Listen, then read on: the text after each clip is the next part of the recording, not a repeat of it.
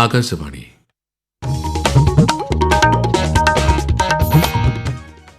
നമസ്കാരം.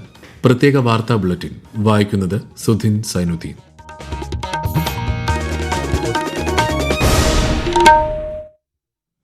പ്രധാന വാർത്തകൾ. തിരഞ്ഞെടുപ്പ് പ്രചാരണത്തിനായി പ്രധാനമന്ത്രിയും മുതിർന്ന BJP നേതാവുമായ നരേന്ദ്രമോദി മറ്റന്നാൾ കേരളത്തിൽ. മുഖ്യമന്ത്രി പിണറായി വിജയൻ കോഴിക്കോട് തിരഞ്ഞെടുപ്പ് റാലിയിൽ പങ്കെടുത്തു. തിരുവനന്തപുരത്തും കൊല്ലത്തും പ്രചാരണത്തിൽ പങ്കെടുത്ത് കോൺഗ്രസ് നേതാവ് പ്രിയങ്ക ഗാന്ധി. ഗൾഫ് മേഖലയിലെ ഇന്ത്യൻ നാവികർ സുരക്ഷിതരെന്നും ഇന്ത്യൻ കപ്പലുകൾക്ക് നേരെ അക്രമ സംഭവങ്ങളൊന്നും റിപ്പോർട്ട് ചെയ്തിട്ടില്ലെന്നും കേന്ദ്ര സർക്കാർ. LPG വിതരണം തടസ്സമില്ലാതെ തുടരുന്നതായി പെട്രോളിയം പ്രകൃതിവാതക മന്ത്രാലയം. ആന്ധ്രാപ്രദേശ് പുനഃസംഘടനാ ഭേദഗതി ബിൽ പാർലമെന്റ് പാസാക്കി. ബില്ല് പാസായതോടെ അമരാവതി ആന്ധ്രാപ്രദേശിന്റെ സ്ഥിരം തലസ്ഥാനമാകും. യേശുക്രിസ്തുവിന്റെ പീഡാനുഭവത്തിന്റെയും കുരിശുമരണത്തിന്റെയും സ്മരണയിൽ ക്രിസ്തുമത വിശ്വാസികൾ നാളെ ദുഃഖവെള്ളി ആചരിക്കുന്നു. വാർത്തകൾ വിശദമായി. ദേശീയ സംസ്ഥാന നേതാക്കളെ എത്തിച്ച് കേരളത്തിൽ നിയമസഭാ തെരഞ്ഞെടുപ്പിനുള്ള പ്രചാരണം ഊർജിതമാക്കി മുന്നണികൾ. വോട്ടെടുപ്പിന് 7 ദിവസം ശേഷിക്കെ വോട്ടെടുപ്പിന് ആവശ്യമായ സന്നാഹങ്ങൾ ഒരുക്കുന്ന തിരക്കിലാണ് തിരഞ്ഞെടുപ്പ് കമ്മീഷൻ. ഡ്യൂട്ടിക്ക് നിയോഗിച്ചിട്ടുള്ള ഉദ്യോഗസ്ഥർക്കുള്ള 2ഘട്ട പരിശീലനം പുരോഗമിക്കുകയാണ്.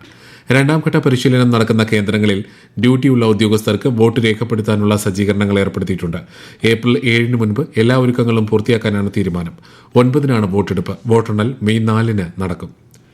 തെരഞ്ഞെടുപ്പ് പ്രചാരണത്തിനായി പ്രധാനമന്ത്രിയും മുതിർന്ന BJP നേതാവുമായ നരേന്ദ്രമോദി മറ്റന്നാൾ കേരളത്തിലെത്തും. തിരുവല്ലയിൽ നടക്കുന്ന പരിപാടിയിൽ പ്രധാനമന്ത്രി പങ്കെടുക്കും. തിരുവല്ല മുനിസിപ്പൽ സ്റ്റേഡിയം മുതൽ ചങ്ങനാശ്ശേരി NSS കോളേജ് വരെയുള്ള പ്രദേശങ്ങളിൽ ഗതാഗത നിയന്ത്രണമുണ്ടാകും.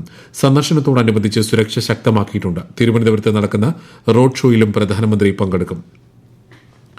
കോഴിക്കോട് ജില്ലയിൽ നിയമസഭാ തെരഞ്ഞെടുപ്പ് പ്രചാരണം ശക്തമാക്കിയ മുന്നണികൾ. സ്ഥാനാർത്ഥി പര്യടനങ്ങളിലും റോഡ് ഷോകളിലും ഉൾപ്പെടെ പങ്കെടുക്കുന്നതിനായി വിവിധ മുന്നണികളിലെ ദേശീയ സംസ്ഥാന നേതാക്കളടക്കം ജില്ലയിലെത്തി. വിശദാംശങ്ങളുമായി കോഴിക്കോട് ജില്ലാ പ്രതിനിധി നസീർ ബാബു. ഇന്ന് മുഖ്യമന്ത്രി പിണറായി വിജയൻ ജില്ലയിൽ വിവിധ പരിപാടികൾ സംബന്ധിച്ചു. രാവിലെ LDFന്റെ പ്രകടന പത്രിക പ്രകാശനം ചെയ്ത മുഖ്യമന്ത്രി വൈകിട്ട് കോഴിക്കോട് ബീച്ചിൽ റാലിയിലും സംസാരിച്ചു. RJD ദേശീയ വർക്കിംഗ് പ്രസിഡന്റ് തേജസ്വി യാദവും ജില്ലയിൽ ഇന്ന് പരിപാടിയിൽ സംബന്ധിച്ചു. കഴിഞ്ഞ ദിവസം UDF-നായി ലോക്സഭാ പ്രതിപക്ഷ നേതാവ് രാഹുൽ ഗാന്ധിയും AICC general secretary KC Venugopal MPയും വിവിധ പരിപാടിയിൽ സംബന്ധിച്ചു. കുന്നമംഗലം മണ്ഡലത്തിൽ NDA പ്രചരണത്തിന്റെ ഭാഗമായി സംഘടിപ്പിച്ച യൂത്ത് മീറ്റിൽ യുവമോർച്ച നേതാവ് തേജസ്വി സൂര്യ MP സംബന്ധിച്ചു. കഴിഞ്ഞ ദിവസം കേന്ദ്രമന്ത്രി സുരേഷ് ഗോപിയും ഖുഷ്ബു സുന്ദറും വിവിധ പരിപാടിയിൽ സംബന്ധിച്ചിരുന്നു. കോൺഗ്രസ് നേതാവും MPയുമായ പ്രിയങ്ക ഗാന്ധി ഇന്ന് ചിറയൻകീഴ് മണ്ഡലത്തിലും വട്ടിയൂർക്കാവ് മണ്ഡലത്തിലും UDFന്റെ പ്രചാരണ പരിപാടികളിൽ പങ്കെടുത്തു. NDAയുടെ പ്രചാരണത്തിനായി തലസ്ഥാന നഗരത്തിലെത്തിയ മഹാരാഷ്ട്ര മുഖ്യമന്ത്രി ദേവേന്ദ്ര ഫട്നാവിസ് കിളിമാനൂർ, വർക്കല എന്നിവിടങ്ങളിൽ വിവിധ പൊതുയോഗങ്ങളെ അഭിസംബോധന ചെയ്തു. CPI സംസ്ഥാന സെക്രട്ടറി ബിനോയ് വിശ്വം നെയ്യാറ്റിൻകര, പാറശാല നിയമസഭാ മണ്ഡലങ്ങളിലെ LDF പ്രചാരണ പരിപാടികളിൽ പങ്കെടുത്തു. നിയമസഭാ തെരഞ്ഞെടുപ്പിനുള്ള പ്രകടന പത്രികകൾ LDF, UDF മുന്നണികൾ ഇന്ന് പുറത്തിറക്കി. CPIM മുതിർന്ന നേതാവും മുഖ്യമന്ത്രിയുമായ പിണറായി വിജയൻ കോഴിക്കോട് നടന്ന ചടങ്ങിലാണ് LDF പത്രിക പുറത്തിറക്കിയത്. കേവല ദാരിദ്ര്യം ഇല്ലാതാക്കുക, പഠനം പൂർത്തിയാക്കുന്ന എല്ലാ വിദ്യാർത്ഥികൾക്കും ക്യാമ്പസ് പ്ലേസ്മെന്റ് തുടങ്ങിയ പ്രഖ്യാപനങ്ങളാണ് പ്രകടന പത്രികയിലുള്ളത്. UDFന്റെ പ്രകടന പത്രിക കൊച്ചിയിൽ നടന്ന ചടങ്ങിൽ മുതിർന്ന നേതാക്കൾ ചേർന്ന് പുറത്തിറക്കി. സ്ത്രീകൾക്ക് KSRTC ബസ്സുകളിൽ സൌജന്യ യാത്ര, കോളേജ് വിദ്യാർത്ഥിനികൾക്ക് 1000 രൂപ പ്രതിമാസ ധനസഹായം തുടങ്ങിയവയാണ് UDFന്റെ തിരഞ്ഞെടുപ്പ് വാഗ്ദാനങ്ങൾ. പാവപ്പെട്ട കുടുംബങ്ങളിലെ സ്ത്രീകൾക്ക് പ്രതിമാസം 2500 രൂപ റീചാർജുള്ള ഭക്ഷ്യ ആരോഗ്യ സുരക്ഷാ കാർഡ്, എയിംസ് തുടങ്ങിയവ ഉൾപ്പെടുത്തിയ പ്രകടന പത്രിക കഴിഞ്ഞ ദിവസം NDA പുറത്തിറക്കിയിരുന്നു. കുട്ടനാട്ടിൽ വീട്ടിലെ വോട്ട് രേഖപ്പെടുത്താനായി പോയ തെരഞ്ഞെടുപ്പ് ഉദ്യോഗസ്ഥർ ബോട്ട് മുങ്ങി കനാലിൽ വീണ സംഭവവുമായി ബന്ധപ്പെട്ട വിശദമായ റിപ്പോർട്ട് ജില്ലാ തെരഞ്ഞെടുപ്പ് ഓഫീസറും ജില്ലാ കളക്ടറും ചീഫ് ഇലക്ടറൽ ഓഫീസർക്ക് കൈമാറി. കൂടുതൽ വിവരങ്ങളുമായി ആകാശവാണി ആലപ്പുഴ ജില്ലാ പ്രതിനിധി R. രവികുമാർ. കുട്ടനാട് നിയമസഭാ മണ്ഡലത്തിലെ എടത്തോയിലാണ് സംഭവം. വീട്ടിലെ വോട്ട് രേഖപ്പെടുത്താൻ വോട്ടറുടെ വീട്ടിലെത്താൻ ഒരു കനാൽ കടക്കണം. ചെറിയ ബോട്ടിലൂടെ തെരഞ്ഞെടുപ്പ് ഉദ്യോഗസ്ഥർ സഞ്ചരിച്ചപ്പോൾ ബോട്ട് മറിഞ്ഞു. മൈക്രോ ഒബ്സർവറും വീഡിയോഗ്രാഫറും ബാലറ്റ് ബോക്സുമെല്ലാം വെള്ളത്തിൽ വീണു. ഉദ്യോഗസ്ഥർ നീന്തി കയറി. വെള്ളത്തിൽ വീണ ബാലറ്റ് ബോക്സ് ഉടൻ തന്നെ ഉദ്യോഗസ്ഥർ തിരികെ എടുത്തു. തുടർന്ന് വോട്ടറുടെ വീട്ടിലെത്തി വോട്ടെടുപ്പ് നടപടികൾ വിജയകരമായി പൂർത്തിയാക്കി. പിന്നീട് ഉന്നതതല പരിശോധന നടന്നു. പ്രശ്നങ്ങളൊന്നുമില്ല. എന്നാൽ വോട്ടെടുപ്പുമായി ബന്ധപ്പെട്ട ചില കടലാസുകൾ നനഞ്ഞിരുന്നു. ഇവ ഉണക്കി പ്രത്യേകം സീൽ ചെയ്ത് സ്ട്രോങ് റൂമിൽ സൂക്ഷിച്ചിരിക്കുകയാണ്. തെരഞ്ഞെടുപ്പ് കമ്മീഷന്റെ നിർദ്ദേശങ്ങൾ അനുസരിച്ച് ആവശ്യമായ തുടർ നടപടികൾ സ്വീകരിക്കുന്നതാണെന്ന് കളക്ടർ K. ഇമ്പശേഖർ അറിയിച്ചു. ആന്ധ്രാപ്രദേശ് പുനഃസംഘടനാ ഭേദഗതി ബിൽ 2026 പാർലമെന്റ് പാസാക്കി. ബില്ലിന് രാജ്യസഭ ഇന്ന് അംഗീകാരം നൽകി. 2014 ആന്ധ്രാപ്രദേശ് പുനഃസംഘടനാ നിയമം ഭേദഗതി ചെയ്യുന്ന ബിൽ ലോക്സഭ നേരത്തെ പാസാക്കിയിരുന്നു. ബില്ല് പാസായതോടെ അമരാവതി ആന്ധ്രാപ്രദേശിന്റെ സ്ഥിരം തലസ്ഥാനമാകും. Central armed police force general administration bill Lok Sabha പാസാക്കി. രാജ്യസഭ ഈ ബിൽ നേരത്തെ പാസാക്കിയിരുന്നു. കേന്ദ്ര സായുധ പോലീസ് സേനയിലെ ഗ്രൂപ്പ് എ ജനറൽ ഡ്യൂട്ടി ഓഫീസർമാരുടെയും മറ്റുദ്യോഗസ്ഥരുടെയും റിക്രൂട്ട്മെന്റ്, സേവന വ്യവസ്ഥകൾ എന്നിവ നിയന്ത്രിക്കുന്ന പൊതുവായ നിയമങ്ങൾ രൂപീകരിക്കുക ലക്ഷ്യമിട്ടാണ് ബില്ല് കൊണ്ടുവന്നത്. ഈ വാർത്തകൾ ആകാശവാണിയിൽ നിന്ന്.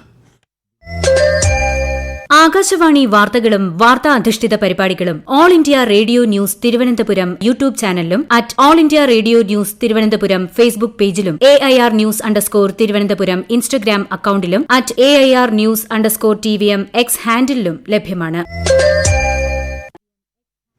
പശ്ചിമേഷ്യൻ സംഘർഷത്തിന്റെ പശ്ചാത്തലത്തിൽ അമേരിക്കൻ ജനതയെ അഭിസംബോധന ചെയ്ത പ്രസിഡന്റ് ഡൊണാൾഡ് ട്രംപ് ഇറാന്റെ അടിസ്ഥാന സൌകര്യങ്ങളും സൈനിക ശേഷിയും നശിച്ചെന്ന് വ്യക്തമാക്കിയ ട്രംപ് അമേരിക്കൻ സൈന്യം വിജയത്തിലേക്ക് മുന്നേറുകയാണെന്നും അവകാശപ്പെട്ടു. എന്നാൽ അമേരിക്കൻ പ്രസിഡന്റിന്റെ അവകാശവാദങ്ങൾ തള്ളിയ ഇറാൻ പശ്ചിമേഷ്യയിലെ US ഇസ്രായേൽ കേന്ദ്രങ്ങൾക്ക് നേരെയുള്ള ആക്രമണം തുടരുമെന്ന് അറിയിച്ചു.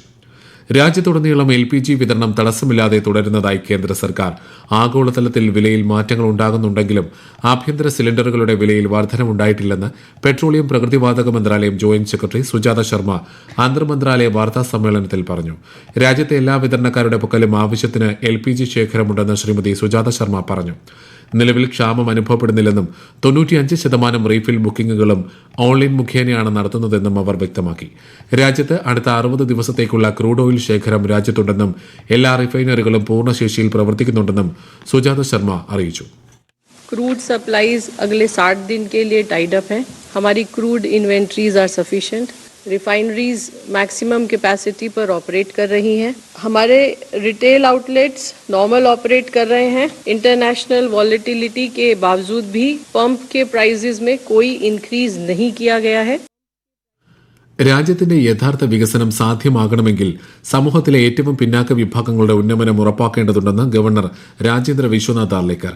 സമൂഹത്തിലെ ഏറ്റവും അവസാന തട്ടിൽ നിൽക്കുന്ന വ്യക്തിയുടെയും പുരോഗതി ഉറപ്പാക്കിയാലേ രാജ്യത്തിന്റെ വളർച്ച സാധ്യമാകൂ എന്നും അദ്ദേഹം പറഞ്ഞു. ഡീനോട്ടിഫൈഡ് നാടോടി ഗോത്രങ്ങളുടെ സംസ്ഥാനതല യോഗത്തിൽ മുഖ്യ അതിഥിയായി പങ്കെടുക്കുകയായിരുന്നു അദ്ദേഹം. നാടോടി ഗോത്രങ്ങളെ ഇനി അവഗണിക്കാനാവില്ലെന്നും കൂട്ടായ സമീപനത്തിലൂടെ അവരുടെ പ്രശ്നങ്ങൾക്ക് പരിഹാരം കാണേണ്ടതുണ്ടെന്നും ഗവർണർ പറഞ്ഞു. ട്രെയിനിന് നേരെയുണ്ടായ കല്ലേറിൽ ഗുരുതരമായി പരിക്കേറ്റ് കോഴിക്കോട് ബേബി മെമ്മോറിയൽ ഹോസ്പിറ്റലിൽ ചികിത്സയിൽ കഴിയുന്ന പുറമേരി സ്വദേശി ഐശ്വര്യ രാമകൃഷ്ണനെ കേന്ദ്ര സഹമന്ത്രി സുരേഷ് ഗോപി രാവിലെ സന്ദർശിച്ചു. യുവതിക്ക് എല്ലാവിധ സഹായങ്ങളും കേന്ദ്രമന്ത്രി സുരേഷ് ഗോപി വാഗ്ദാനം ചെയ്തു. കുറ്റക്കാർക്കെതിരെ അടിയന്തര നടപടി ഉണ്ടാകുമെന്നും അദ്ദേഹം ഉറപ്പു നൽകി. യേശുക്രിസ്തുവിന്റെ അന്ത്യ അത്താഴ സ്മരണയിൽ ഇന്ന് പെസഹ വ്യാഴം ആചരിക്കുന്നു. കുരിശുമരണത്തിന് മുൻപ് യേശുദേവൻ ശിഷ്യന്മാരുടെ കാലുകൾ കഴുകിയതിന്റെയും വിശുദ്ധ കുർബാന സ്ഥാപിച്ചതിന്റെയും സ്മരണയിലാണ് ലോകമെമ്പാടുമുള്ള ക്രൈസ്തവ വിശ്വാസികൾ പെസഹ ആചരിക്കുന്നത്. യേശുക്രിസ്തുവിന്റെ പീഡാനുഭവത്തിന്റെയും കുരിശുമരണത്തിന്റെ സ്മരണയിൽ ക്രിസ്തുമത വിശ്വാസികൾ നാളെ ദുഃഖവെള്ളി ആചരിക്കുന്നു. മനുഷ്യരുടെ പാപങ്ങൾ ഏറ്റെടുത്ത് യേശു കുരിശുമരണം വരിച്ച ദിനമാണ് ദുഃഖവെള്ളി. വിവിധ ദേവാലയങ്ങളിൽ പ്രത്യേക പ്രാർത്ഥനകളും കുരിശിന്റെ വഴിയും പ്രാർത്ഥനകളും ഉണ്ടാകും. യേശുദേവന്റെ അസാധാരണമായ ത്യാഗത്തിന്റെ ഓർമ്മ പുതുക്കൽ കൂടിയാണ് ഈ ദിനം. ഉയർത്തെഴുന്നേൽപ്പിന്റെ സ്മരണ പുതുക്കി ഞായറാഴ്ചയാണ് ഈസ്റ്റർ. IPL ഇന്ന് Kolkata night Riders Sunrisers Hyderabad പോരാട്ടം പുരോഗമിക്കുന്നു. ടോസ് നേടിയ കൊൽക്കത്ത ഫീൽഡിംഗ് തെരഞ്ഞെടുത്തു. ഒടുവിൽ വിവരം ലഭിക്കുമ്പോൾ ഹൈദരാബാദ് 13 ഓവറിൽ 4 വിക്കറ്റിന് 149 റൺസ് എന്ന നിലയിലാണ്.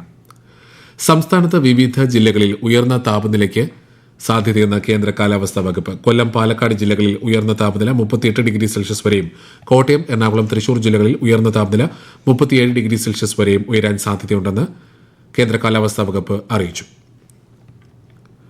പ്രധാന വാർത്തകൾ വീണ്ടും. തിരഞ്ഞെടുപ്പ് പ്രചാരണത്തിനായി പ്രധാനമന്ത്രിയും മുതിർന്ന BJP നേതാവുമായ നരേന്ദ്രമോദി മറ്റന്നാൾ കേരളത്തിൽ. മുഖ്യമന്ത്രി പിണറായി വിജയൻ കോഴിക്കോട് തിരഞ്ഞെടുപ്പ് റാലിയിൽ പങ്കെടുത്തു. തിരുവനന്തപുരത്തും കൊല്ലത്തും പ്രചാരണത്തിൽ പങ്കെടുത്ത് കോൺഗ്രസ് നേതാവ് പ്രിയങ്ക ഗാന്ധി. ഗൾഫ് മേഖലയിലെ ഇന്ത്യൻ നാവികർ സുരക്ഷിതരെന്നും ഇന്ത്യൻ കപ്പലുകൾക്ക് നേരെ അക്രമ സംഭവങ്ങളൊന്നും റിപ്പോർട്ട് ചെയ്തിട്ടില്ലെന്നും കേന്ദ്ര സർക്കാർ. LPG വിതരണം തടസ്സമില്ലാതെ തുടരുന്നതായി പെട്രോളിയം പ്രകൃതിവാതക മന്ത്രാലയം. ആന്ധ്രാപ്രദേശ് പുനഃസംഘടനാ ഭേദഗതി ബിൽ പാർലമെന്റ് പാസാക്കി. ബില്ല് പാസ്സായതോടെ അമരാവതി ആന്ധ്രാപ്രദേശിന്റെ സ്ഥിരം തലസ്ഥാനമാകും.